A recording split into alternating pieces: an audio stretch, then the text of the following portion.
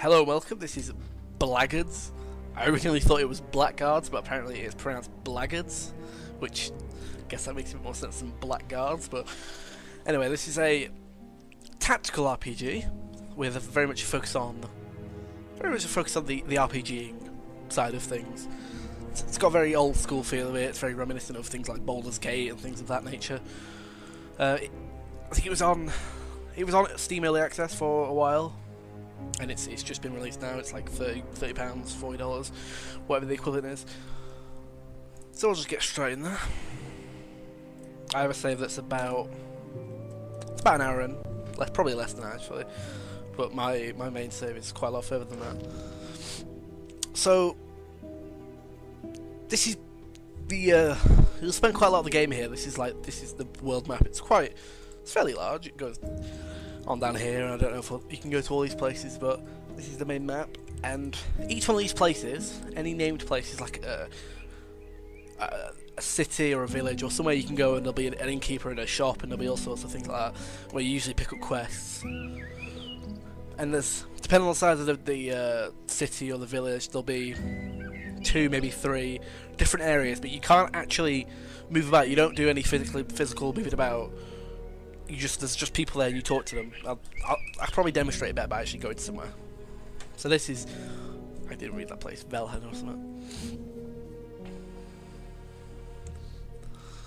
So when we get into here, you'll see that it's just this sort of zoomed out panoramic view of the city, and there's a merchant there I can talk to, there's a innkeeper there that I can talk to rest and get my mana and health back and things like that. You'll be satisfied. And as you can see, there's a lot of gear in this game. I'm only about an hour in, so there isn't any decent gear yet, but there's a big focus on the RPGing side of things, definitely. As you can see, these are my characters. That's my character. I'm a hunter. You can, at the start of the game, you get to choose between a mage, a warrior, or a hunter. Would you believe? You know, so innovative, but you get the basic choice. And because I'm a hunter, I've gone for the ranger side of things rather than a melee focused rogue or something. And there's this guy, Norim. You don't name these people. These are all just characters with set names and set attributes and stats. And this guy is a warrior, as you can tell. And this guy, Zorbaran, I don't know. He's a mage, and he's like a sort of. He comes across Italian. They don't actually say that. I don't know. He seems quite Italian, but that might just be me being racist. He's just sort of like a womanizer. He's a bit greasy. I don't really like him. And he's a dwarf. He has the classic traits of a dwarf. He's loud and stubborn and hits people with swords and shields. Of course, why wouldn't he? So we can go back to the map. I've actually got a quest lined up here in Theresh, is that something? Yep, Theresh, that'll do.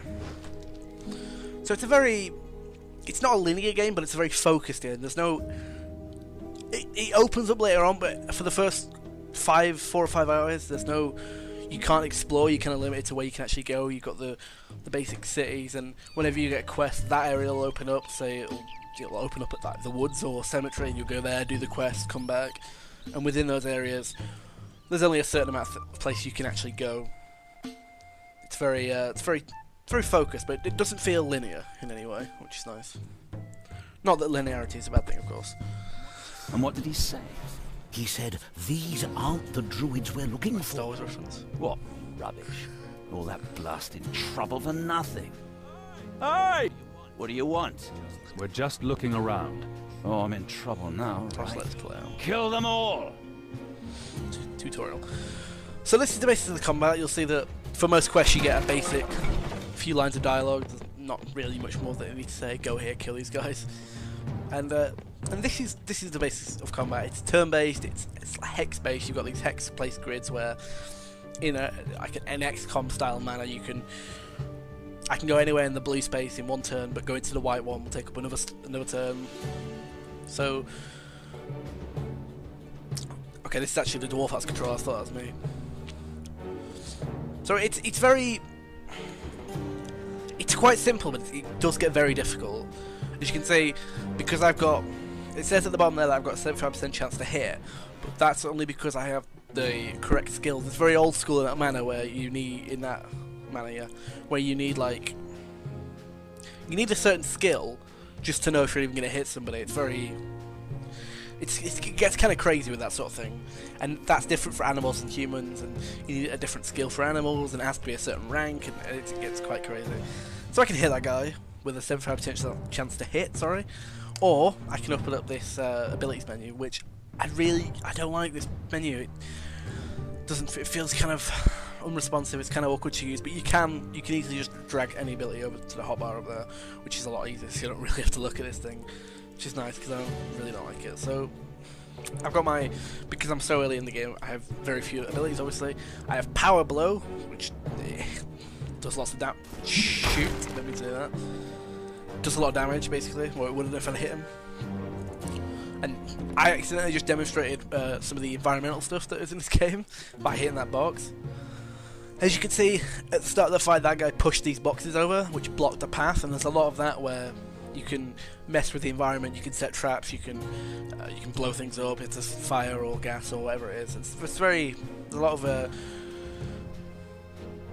environmental behaviour. So because I'm a ranger, I do more damage at range. I've got a better chance to hit, so I'm going to go for that guy. Did 11 damage. And this guy's the mage, so I've got fireball, I've got healing, I can actually wall off people, which is nice. I can create like a wall here, but I'm not going to do that. I'm going to do a fireball on this guy. Oh! Alright, we don't need that.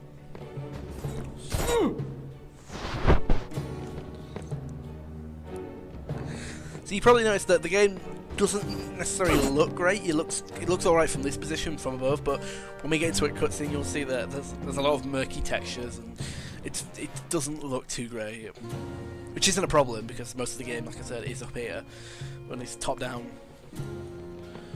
So this sort of top-down view, which is it's not really a problem. You don't really notice how bad the game looks. So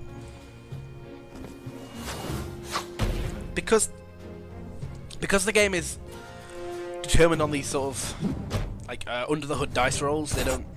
It would be nice if someone could. Sorry about that. There's a lot of under the hood dice rolls that you don't see in this game. It's actually based on the Dark Eye system, which is a pen and paper role-playing game. It's like D&D, but it's not D&D.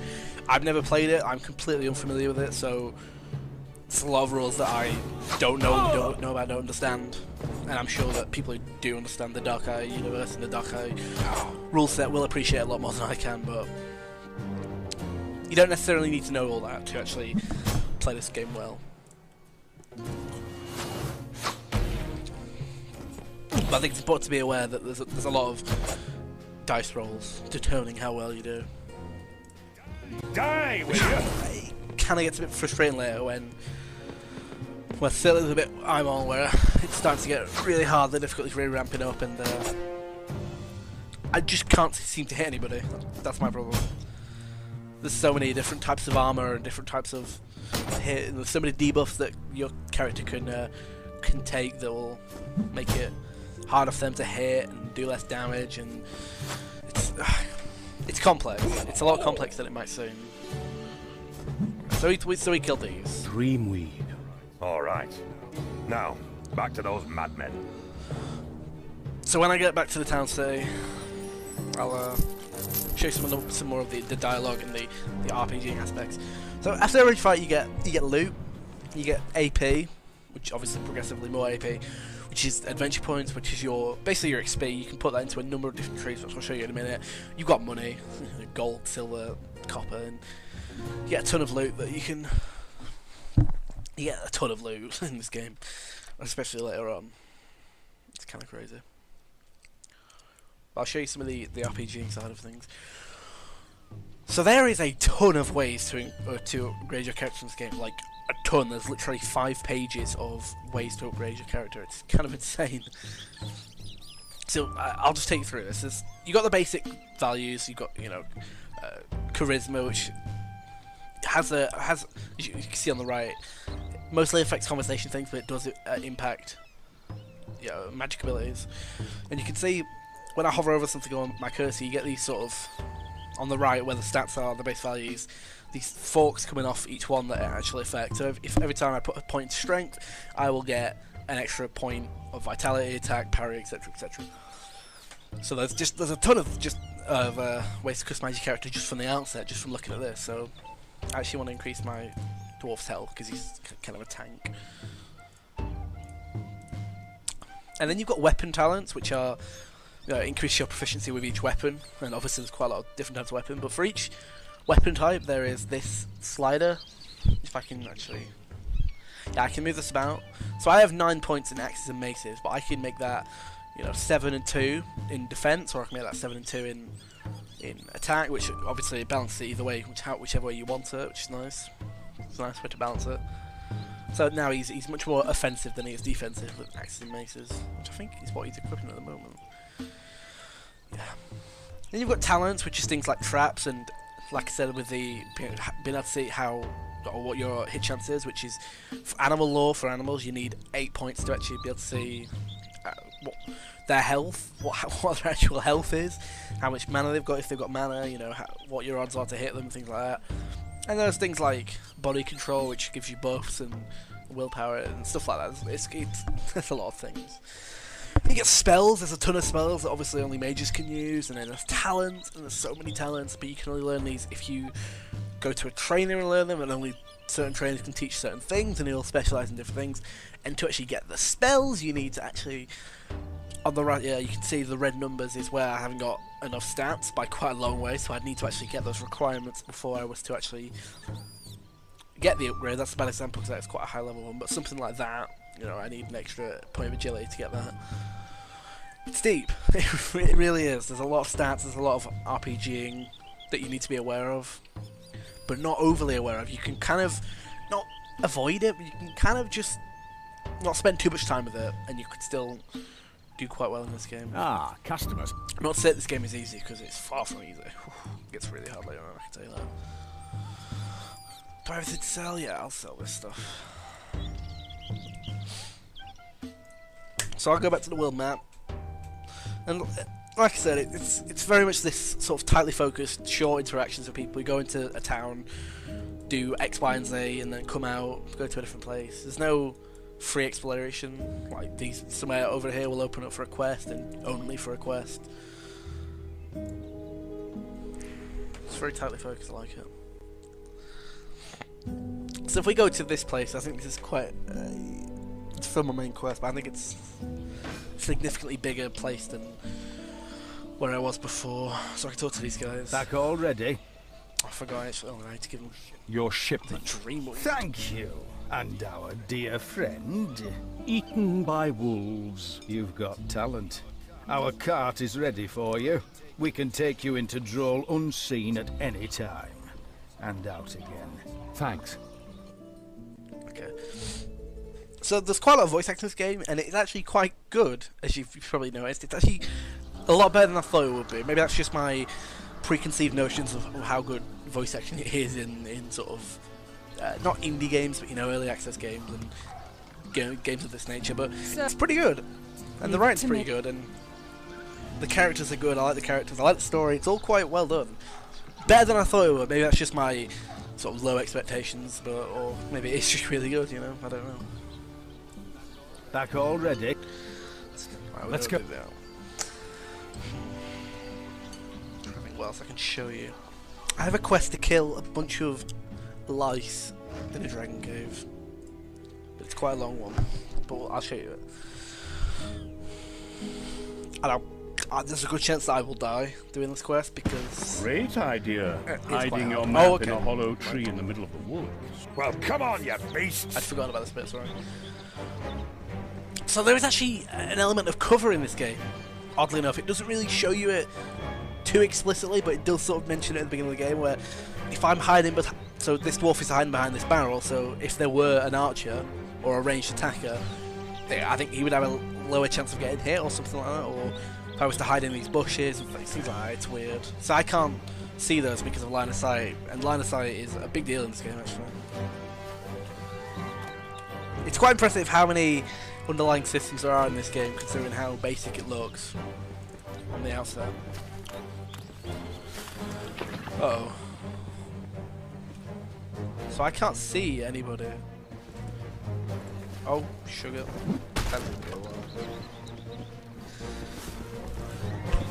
I might die if this goes horribly.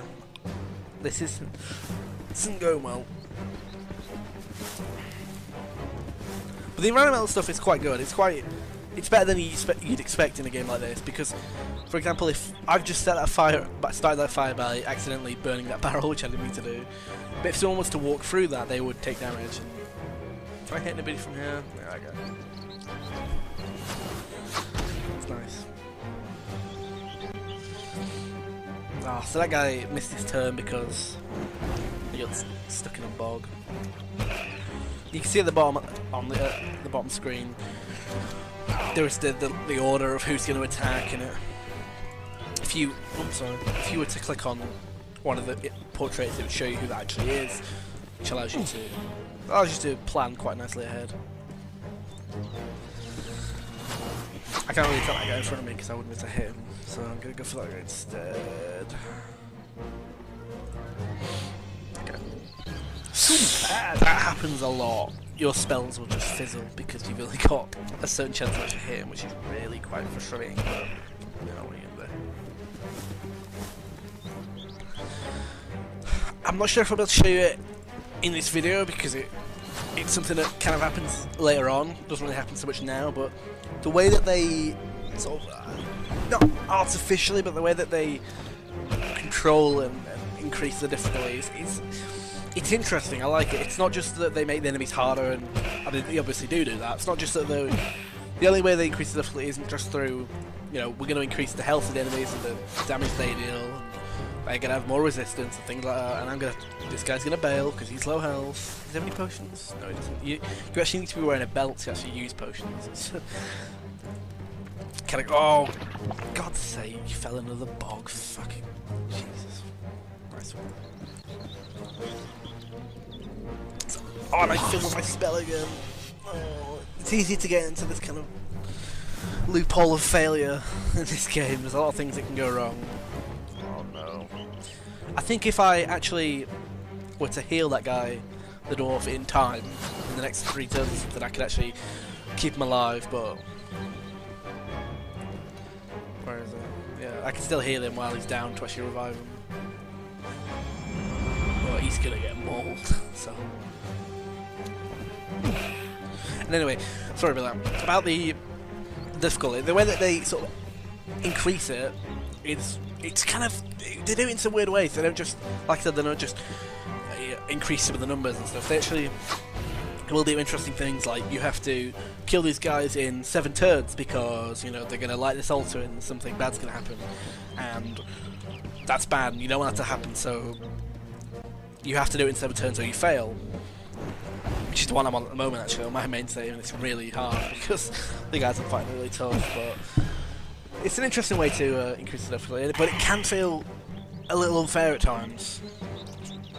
Like, I've definitely had a number of occasions where, like, for one bit there's like a big arena battle, you have to save this woman. I'm not going to go into it because it's story related, obviously, but you have to fight wave after wave, and they actually, you have 4 characters at that point, and they actually drug one of your characters with a thing called Dreamweed, which, believe it or not, is a drug, basically, like, it's basically weed, fantasy weed, I guess.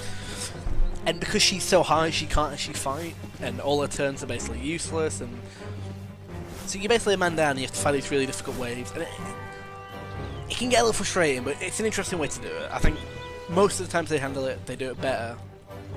They do it well, even. They do it well more times than they do it bad, I should say. So.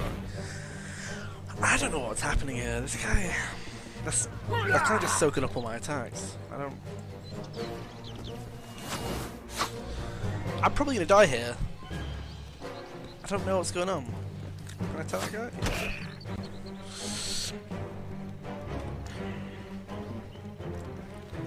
Oh, I should have gone for the other guy, but whatever.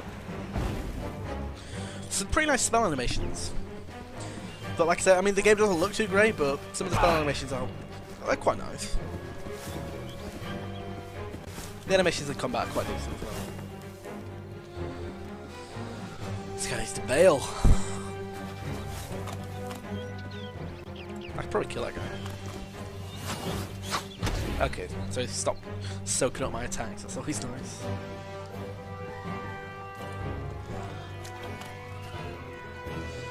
If I can try and get them to sort of walk through the fire, that'd be great. But it's probably gonna go for that one,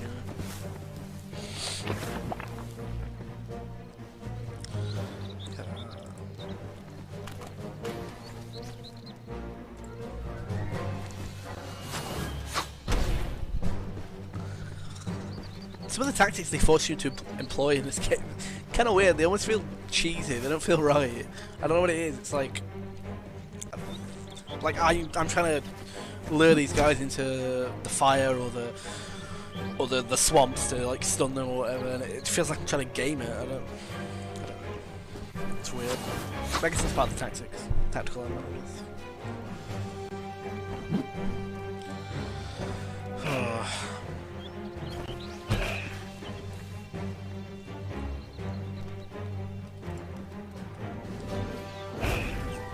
Another thing with the camera is that the base camera is like this, but for most fights you want to have it for the best angle and the best view. You're probably gonna have it top down. But if you kind of play it like this, it's kind of annoying because you can see there's a bush there, and there's always obstacles that get in the way of the view, and there's no way to rotate the camera around, which would be really nice. But I guess this is supposed to be played. If you want to play it the best way, it's to be played like this. But they do kind of make it almost impossible to play in the default mode of camera. So this is going well. I can't go around there because I'll get stuck. I don't.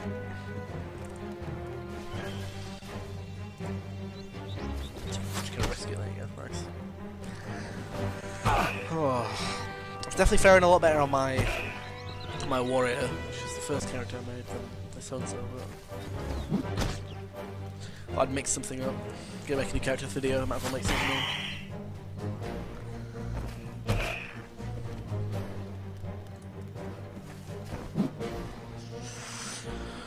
Oh man, this is all going wrong.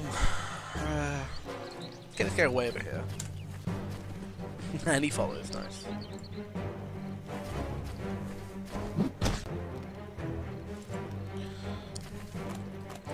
I thought he was gonna fall in the swamp there. Nice! Oh, hells. So what? It's still there. See? I see a shred of leather with some scribbles on it. Ah, this is the way. Follow me. Nice.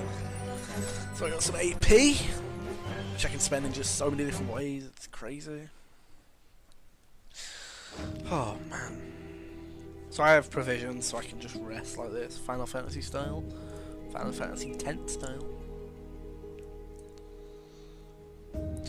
So the rest of the quest that I thought I was actually doing is over there, but I'm not going to go into that because that's quite a long one. Oh, but that's the kind of questing system. You go to one place, you do something, you can either talk to, you know, it's either you talk to somebody or you fight somebody. You know, it's kind of this or that. It's not too, doesn't get too much more complex than that. Obviously, it does get a lot harder later on. It does get more complex, and as the game, as you go to this part of the world, it definitely definitely opens up a bit. And from the looks of it, there's areas down here, the Hero's Hedge. That sounds great. There's some bits down here that I haven't been to yet, but the map is potentially vast. I don't know how much of it they will actually explore. But as I said, it's not just the RPG elements. There's also pretty good story elements to it. There's some good story beats. The story seems pretty competent so far. I like it quite a lot. I think the characters are great. I think, like I said, the voice acting's a lot better than I thought it was. And the soundtrack's pretty good actually. When I think about it, it's quite a good fantasy soundtrack. So this is Blackguards. I don't like saying Blackguards. I feel like it should be Blackguards, but that also sounds pretty dumb. But anyway, this is Blackguards, and it's available on Steam for, I think it's actually 10% off for like the first week or something. It's £30 and $50 and your regional equivalent. It seems pretty good. I wasn't sure what to expect going into it. I'd read some negative things, I'd seen some positive things. It looked kind of cool, but yeah, this is Blackguards. Pretty cool game. If you like tactical RPGs. And if you've played Dark Eye, you probably like it as well. But yeah, see you later.